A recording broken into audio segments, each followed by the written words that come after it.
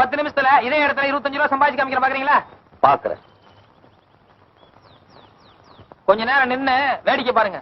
Sir அந்த பக்கமா திரும்பி பூவை பறிச்சுட்டுங்க. இந்த பக்கம் திரும்பாதீங்க, என்ன நடந்தாலும் கண்டுக்காதீங்க. செயினை கொண்டா பிரதர். விடியா கைய. பார்க்ல கிடக்கிற செயின் ஏதோ நீயும் பார்த்துட்ட நானும் பார்த்தேன். 2 பேரும் பங்கு போட்டா ஒரு மரியாதை இருக்கும். அதை விட்டுட்டு பொண்டாட்டிதுங்கறிய. தானே போலீஸ் ஸ்டேஷனுக்கே போலாம். இதுக்காக எதுக்கா போலீஸ் ஸ்டேஷனுக்கு? நம்ம 2 பேரும் பங்கே போட்டுக்குவோம்.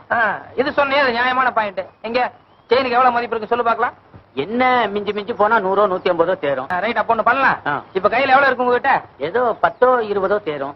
இப்ப நான் அவசரமா ஹாஸ்பிட்டலுக்கு போக வேண்டியது. முதல்ல அதை கையில கொடுத்துருங்க. அப்புறம் உங்க அட்ரஸ் சொல்லுங்க, மீதி அங்க வந்து நான் வாங்கிக்கிறேன். நல்ல ஐடியா. சரி, இருக்கிறது எடுங்க. இந்தாங்க. பாத்தீங்களா சார், 25 ரூபா. இப்போ அதை என்ன பத்தி தெரிஞ்சிட்டீங்களா? ஓ, உன்னை நல்லா புரிஞ்சுக்கிட்டேன். ஒரு சாதாரண ஒன்றை நாள் செயினை போட்டு அதை தங்க நகை அவனை நம்ப வச்சு நீ ஃப்ராட் பண்ணிருக்க. Correct sir. என்ன மாதிரி ஏழைங்க ஃப்ராட் பண்றாங்கன்னா அதுக்கு ஒரே காரணம் உங்களை மாதிரி பணக்காரங்க தான்.